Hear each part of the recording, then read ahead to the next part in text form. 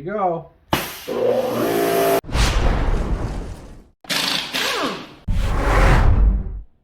Hey guys, just wanted to show you this Karcher 1900 PSI electric pressure washer we picked up the other day.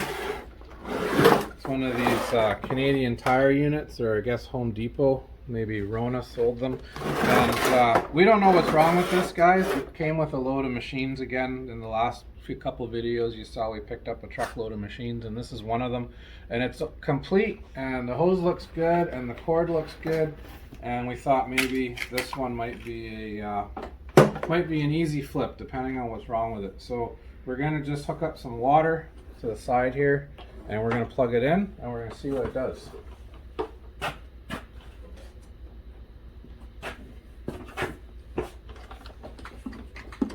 We've got our shop plumbed with hoses, so we can run this stuff from inside the shop rather than carry it outside all the time. So we're gonna turn.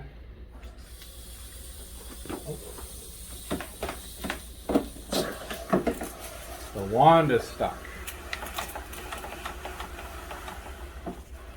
There we go. She's off. Probably got a sticky valve inside that wand that should get better as we use the thing. Alright, anyway. I'm gonna plug her in.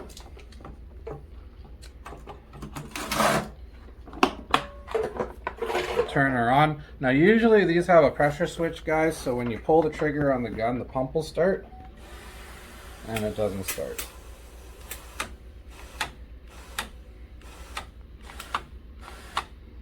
Wand's working better now though. No.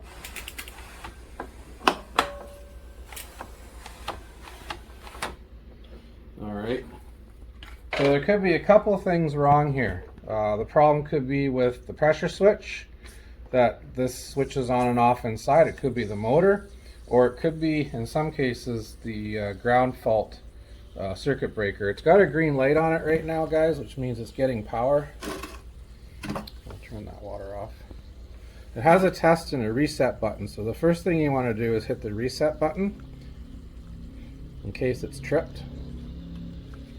Should it do something when you do it? Sometimes they'll click. If you hit test, it'll click and this will shut off, but nothing's happening. The light's going out when I press the reset button, but there's no other action. So I'm going to hit reset a couple times, and we're just going to try this again real quick.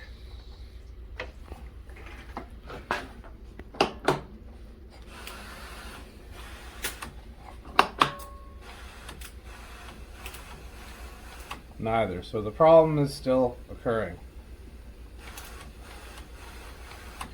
Let's just to keep it simple, pop the cover off of this and test the leads leading down the cord to see if this thing is actually putting any power from the prongs into the cord in the center there. Alright guys, so we're just going to open this up to see what's going on inside. It looks like someone's already been into it because it's been taped shut and the screws are missing. Makes our job a little bit easier.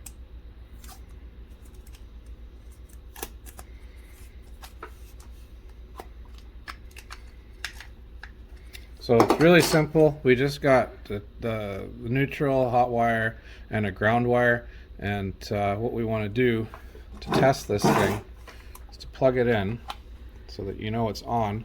Then we flip it upside down, and we've got a voltmeter we just hung on the machine here. And what we're going to do is we're going to test the terminals to see if we have any voltage.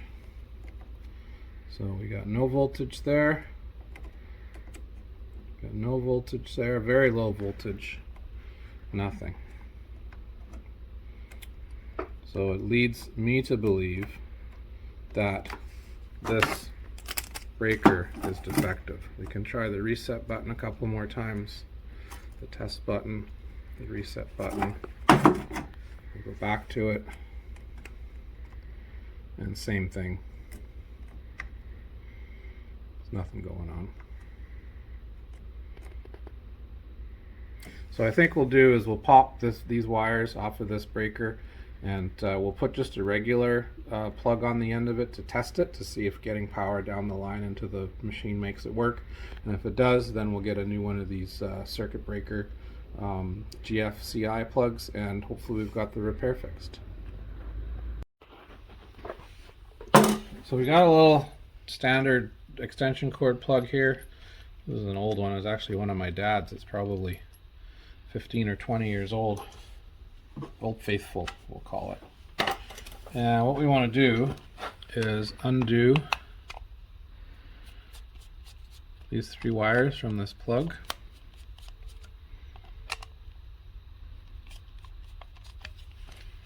And then put these through here. And you've got your black, your white, and your green. Black and white doesn't really matter where they go, as long as they go to these 2 terminals, and the green always has to go to this terminal. If you look at the back of one of these, usually one's silver and one's gold. This one used to be silver, but it's turned dark with age, and that's the gold one. I always put the white to the silver and the black to the gold. Again, I'm not an electrician, so if you guys want to comment on that, you're more than welcome to. I don't know if I'm doing it correctly, but it's always the way I've done it, and I still got all my digits.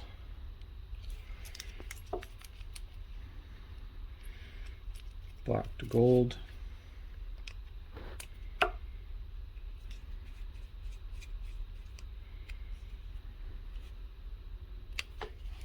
And green to ground.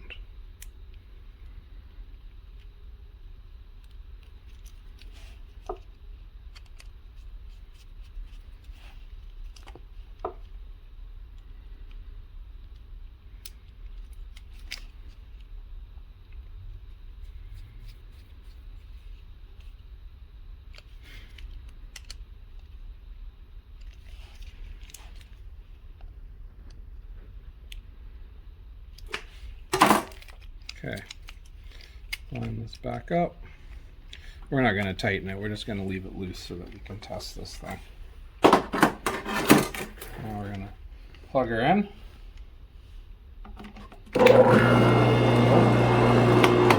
Well, there's a good sign, guys. That plug makes it work. So that pretty much narrows out that this is no good. Let's turn it on and see if we can make some pressure.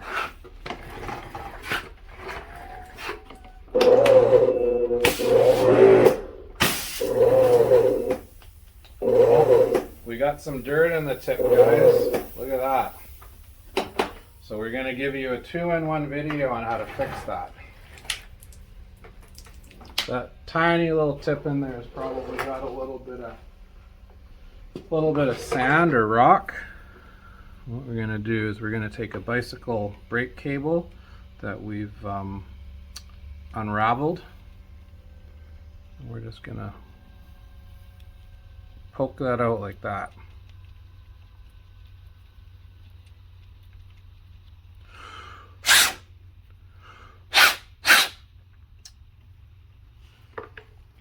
Then what we're going to do is just give this a shot.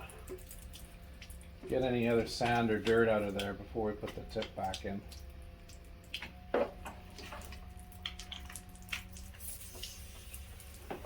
No, still one in there, guys. Look at that.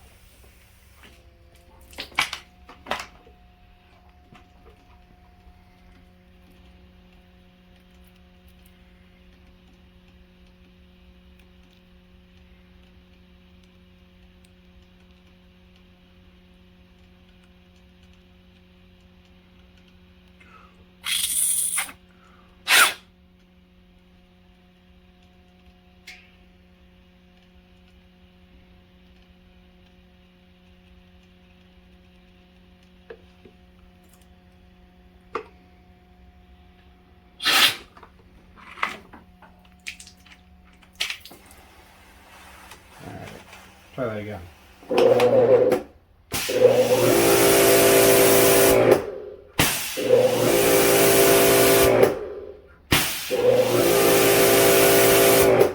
All right, that works great. So next we're gonna take this plug off and we're gonna get ourselves a new circuit breaker and install it. Ta-da! So through the magic of film and eBay, we managed to pick one of these the ground fault breakers up for, how much was it? About 30 Canadian. 30 Canadian. We're in Canada, eh? So about 30 Canadian, which would be about a nickel down in the States there. But anyway, this came and it looks like it's exactly what we need. They've actually labeled the connectors on the inside. The right one's black, middle one's green, and the left one's white. So it's a little different than the one we took out, but it should work.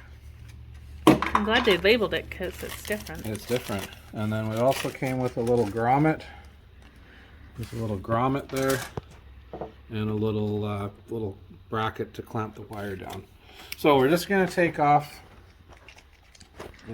the test plug.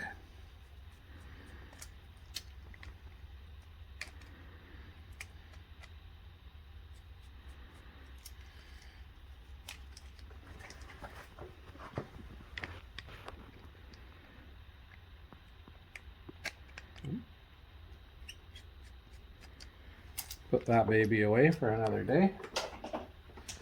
And we got our grommet. Just gonna go that way, like that. And they had green in the middle, black on the right, and white on the left.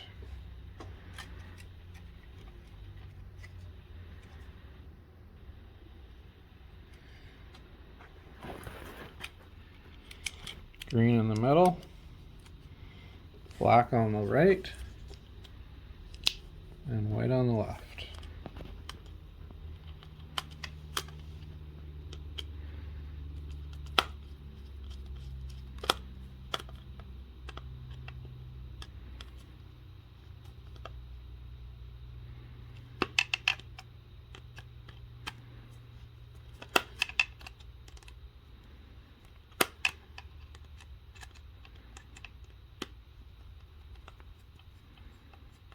I guess you guys are thinking, why don't we just leave that yellow plug on this machine? I guess technically you could do it, but it's not recommended because you're dealing with water with this machine, and there's a higher probability of a safety issue with water and electricity. So I would recommend that you guys fix these things properly.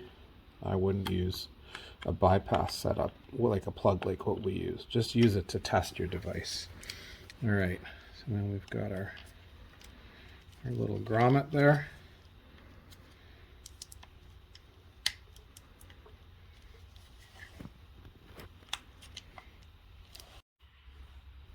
So we got this little clip that holds down the cable inside.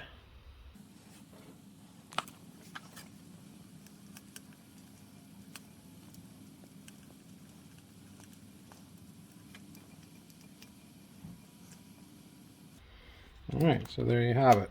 Got our cable locked inside, got our connections attached. We're just gonna throw this cover on like that, and I'll be right back to test this baby out. So there's our new plug all installed, and it's got the same test and reset buttons on it. Plug it in, shows red.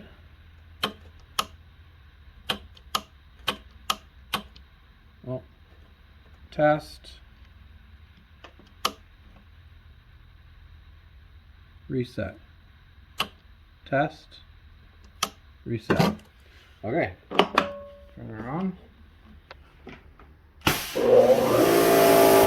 There you go.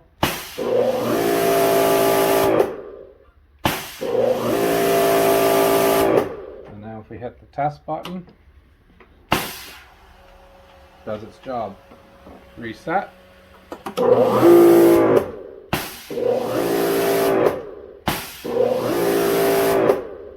There you go, guys. That's how to fix a ground fault circuit breaker on a Karcher pressure washer. Thanks for watching.